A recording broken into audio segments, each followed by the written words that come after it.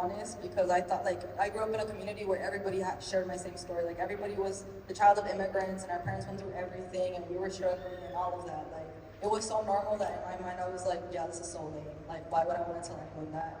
And I was actually stressing because I'm like, should I lie? But I didn't. And so I did learn, like, it really is about how you tell your story. Like, your story does matter, because at the end of the day, like, they want to know, like, about you, right? And everything that happens in your life, like, has led, you know, to who you are up to that point in time.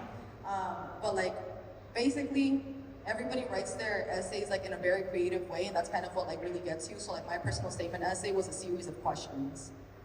And some people write, like, poems, some people write, what's it called?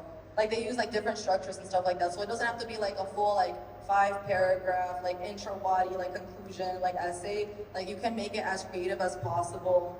And that's really, you know, like, you're telling them, like, not only are you telling them, like, your story, but you're also showing a part of who you are by, like, how you tell the story, right? Because I wrote my essay about curiosity and still tied in everything about my life in a series of questions, and, like, that kind of emphasizes in a way that I am that curious. I love asking questions. I used to be, like, a really annoying kid asking why, and I still do it, except now I do it in a much more productive way, and I can actually get answers now.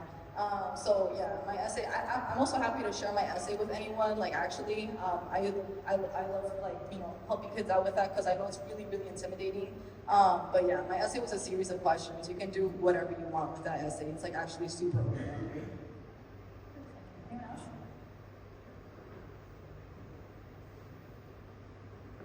I think as we start to, like, brainstorm topics for our essays, we often think, oh, this is not good enough, this is not big enough, this is not cool enough.